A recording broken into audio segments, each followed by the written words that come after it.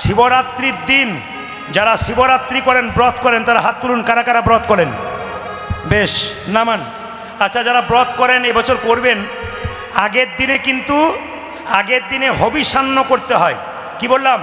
আগের দিনে হবিষ পেতে হয়। যে বিছানাতে শুয়ে থাকবেন সেই বিছানায় শুয়ে থাকতে পারবেন না, আপনাকে কম্বলের ওপরে শুতে হবে, নিরামিষ খেতে হবে। এইবার বলি, যেদিন শিবরাত্রির দিন প্রত্যেকটি মায়ের কাছে আমার বর্ণন রইল, এখানে শিবলিঙ্গ রয়েছে, শুনে নেবেন দামি কথাগুলো। আজকে যতগুলো কথা বলবো প্রত্যেকটা নতুন কথা জেনে নিন আপনারা। কি বললাম? শিবলিঙ্গ বাড়িতে শিবরাত্রির দিনে 4টা মাটির তৈরি করবেন, 4টা মাটির শিবলিঙ্গ তৈরি করবেন, 4 প্রহরে পুজো করবেন। প্রথম প্রহরে ওই মাটির শিবটাকে দুধ দিয়ে স্নান করাবেন। আপনারা আগামীতে ইউটিউবের মাধ্যমে পেয়ে যাবেন এই কথাগুলো, দেখবেন। যারা ক্যামেরা করছে তারা দেবে। আমার একটা ক্যামেরা এখানে আছে, ক্যামেরাটির নাম হচ্ছে মা মনসা চ্যানেল। আপনার সার্চ করবেন, দিন 5 পরে মা মনসা চ্যানেল খোঁজ করলে আপনি এগুলো পরিষ্কার সব পেয়ে যাবেন। তাকাবেন আমার দিকে। কি বললাম? 4টে শিব তৈরি করে, শিবলিঙ্গ মাটির তৈরি করে প্রথম পরে কি দিয়ে স্নান করাবেন? জোরে বলুন, আর একটু জোরে বলুন। তৃতীয় প্রহরে দই দিয়ে দধি, তৃতীয় প্রহরে ঘি দিয়ে, আর চতুর্থ প্রহরে আপনি স্নান করাবেন কি দিয়ে? জোরে বলুন। হ্যাঁ, না, মধু দিয়ে। তাকান আমার দিকে। দুধ, দই, মধু, ঘি আর মধু, লাস্টে মধু। এইবার শুনে রাখুন, যে যেখানে বসে আছেন, এই শিবলিঙ্গে যে আপনারা জল ঢালেন, অনেকের প্রশ্ন অনেক রকম হয়। তামার পাত্রে শিবলিঙ্গে দুধ, দই, ঘি, মধু দিতে নাই। যদি তামার পাত্রে কেউ দুধ, দই, ঘি বাবাকে শিবলিঙ্গে দিয়েছেন, প্রথমেই আপনি অন্যায় করে ফেললেন। কেন বলে দিই? তামার পাত্রে দিলে শাস্ত্র বলছে বিষ তুল্য। তামার পাত্রে দুধ, দই আপনি খেলে আপনার ক্ষেত্র বিষ তুল্য।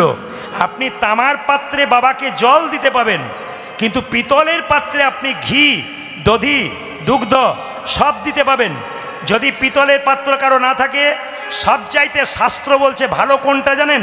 সবচাইতে ভালো হচ্ছে যদি কেউ সিলভার পাত্র দিতে পারে, মানে কি রূপোর পাত্রে। তাহলে অনেকে প্রশ্ন করবেন, বাবা রূপোর পাত্র কেনা আমার ক্ষমতা নাই, তাহলে কি করব? শাস্ত্র সর্বসাধারণের জন্যে শ্রেষ্ঠ উপায় বলে দিয়েছে। এটা করলে শিব প্রসন্ন হবে, খুশি হবে। কি? যদি কেউ মাটির ভাঁড়ে করে দুধ, ঘি, দই, জল দিতে পারে বাবার শিবলিঙ্গে, তাহলে বাবা খুব খুশি হয়ে যায়। এবার প্রশ্ন করে অনেকে, শিবলিঙ্গে বেল পাতা কটা দেবো? হাত তুলে বলুন তো। এতদিন শিবলিঙ্গ পুজো করছেন, এখানে শিবলিঙ্গ রয়েছে, জানবেন কোথায়?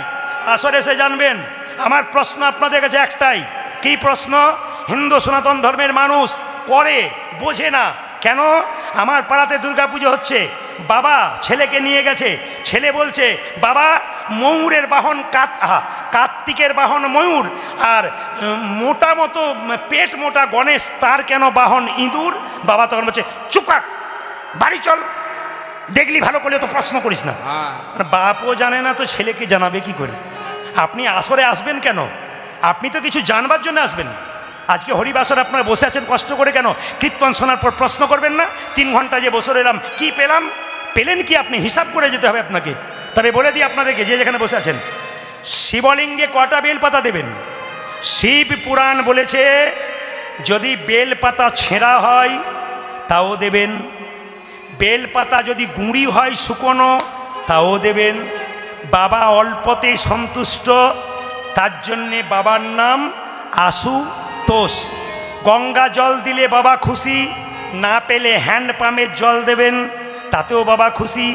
এইবার শুনে নিন, শাস্ত্র আরও বলেছে যদি আপনার বাড়ির পাশে বেল গাছ থাকে, প্রচুর বেলপাতা আছে, তাহলে কটা বেলপাতা দিলে বাবা খুশি? যদি বেলপাতা না জেনে নিন আপনারা, বাবার আরেক নাম রুদ্রদেব। সংস্কৃত ভাষায় 11 সংখ্যাটাকে রুদ্র বলা হয়। ওই জন্য শিবলিঙ্গে কেউ যদি 11টা বেলপাতা দিতে পারেন তাহলে বাবা খুব খুশি হয়। এইবার জানার বিষয়, শুধু দিয়ে দিলেন তা বললে হবে না। বেলপাতার একদিকটা কঠোর, একদিকটা খুব শীতল পাতলা, তাই তো, পিচ্ছিল দিক। কোন দিকটা দেবেন? আপনি পিছিল দিকটা দেবেন। কঠোর দিকটা শিবলিঙ্গে দিলে শাস্ত্র বলছে বজ্রের সমান, বজ্রাপাত হলে যে কষ্ট হয়, বাবার শিবলিঙ্গে যদি ওইরকম বেলপাতা আপনি কঠোর দিকটা দিন, বাবা খুব কষ্ট পায়। এইবার বলি, যখনই বেলপাতা দেবেন তখন বেলপাতার যে ডাঁট থাকে না বেলপাতার, ওই ডাঁটগুলো কিন্তু ভেঙে বাবাকে দেবেন। একজনের প্রশ্ন ছিল, শিবলিঙ্গ সম্পর্কে অনেক কিছু বললেন, কিন্তু সব দেবতার মূর্তি পুজো হচ্ছে, শিবের কেন লিঙ্গ পুজো হয়? আজ আপনাদের জানিয়ে দিয়ে যাই, শিবলিঙ্গ কেন পুজো হয় মায়েরা। সব দেবতার তো মূর্তি পুজো হয়, শিবের মূর্তি পুজো হচ্ছে না, শিবলিঙ্গ পুজো হয় কেন? আমি কিন্তু একটু প্রসঙ্গের বাইরে যাচ্ছি না, লীলার মধ্যে থেকে তত্ত্বগুলো দিচ্ছি। এখনও বিল্লমঙ্গলের জন্ম হয় নাই, মা গেছে জল ঢালতে, দিচ্ছে, তার ফাঁকে কিন্তু তত্ত্বগুলো আপনাদের বলে নিচ্ছি। আবার সেই জায়গা থেকে আমি ঢুকবো, ওখান থেকে সরবো না। তাকান এইদিকে বললাম, মায়েরা শিবলিঙ্গ পুজো করা হয় কেন জেনে নিন। সতী যখন দেহত্যাগ করেছিল, বলুন তো, বাবা শিব কাঁধে নিয়ে যাচ্ছিল না মাথাতে করে নিয়ে যাচ্ছিল? বলুন, যে ঘুমাচ্ছে সে বলুন। এখন থেকে শুরু করেছেন? কি বললাম, কিসে নিয়ে যাচ্ছিল? কাঁধে করে নিয়ে যাচ্ছিল। ও মায়েরা, সারা পৃথিবীতে 108টা অংশ মায়ের শরীর থেকে পড়েছিল, তার মধ্যে ভারতবর্ষে 51টা জায়গাতে পড়েছিল মায়ের অংশ, এই জন্য সেগুলোকে বলা হয় 51 পীঠ। জেনে নিন, বাবা যখন মাকে নিয়ে পাগলের মতো ছুটছে, বাবার কাপড়ের দিকে নজর নাই, বাবা দিগম্বর হয়ে গেছে। দিগম্বর মানে একবারে খোলা, বাবার কোনো কাপড় নেই শরীরে, বাবা পাগল হয়ে গেছে, সতীকে নিয়ে ছুটতে ছুটতে যাচ্ছে। সেই সময় ঋষি পত্নীরা, ভালো করে শুনবেন, সেই সময় ঋষি পত্নীরা বাবার ওই নগ্ন দৃশ্য দেখতে পেলেন, দেখে মুগ্ধ হয়ে দাঁড়িয়ে গেলেন সমস্ত পত্নীগণ। ঋষিগণ দূর থেকে বললেন, ভোলানাথ, তোমার একই কাণ্ড, আমাদের স্ত্রীগণ, আমাদের পত্নীগণ তোমার ওই শিবলিঙ্গের দিকে তাকিয়ে আছে, তোমার মুখের দিকে তাকিয়ে আছে, গোটা শরীর দিকে তাকিয়ে আছে, মুগ্ধ হয়ে অভিশাপ দিলাম আমরা ঋষিগণ, তোমার ওই লিঙ্গ মাটিতে খসে পড়ুক। জেনে নেবেন, যারা জ্ঞানবান বুদ্ধিমান এখানে আছেন, প্রত্যেকটি তত্ত্বের মানে জেনে নেবেন। আজকে ভেঙে ফুটে বলে দেবো, আপনাদের লাইভ হচ্ছে, আপনারা ঘরে বসে শুনছেন, আগামীতে শুনতে পাবেন তত্ত্ব কথা। শুনে নিন কি বললাম, জেনে নিন। কি, যখনই লিঙ্গটা খসে পড়ল, ঋষি মুনিরা চিন্তায় পড়ল, লিঙ্গটাকে কি করা যায়। বলল, আজ থেকে শিবের মূর্তি পুজো হবে না, আজ থেকে শিবলিঙ্গ পুজো হবে। এই লিঙ্গটাকে স্থাপন কোথায় করা যায়, জায়গা কোথায়? মায়ের 51 পীঠের মধ্যে, শরীরের 51টা অংশের মধ্যে যোনি অংশটা পড়েছিল আসামে। আসাম নাম শুনেছেন তো? আমি প্রচুর যাই, গত বছর 45 দিন আসামের 45টা আসরে ছিলাম আমি। এবছর সময় দিতে পারি নাই, প্রায় 15টা জায়গায় আমি ছিলাম।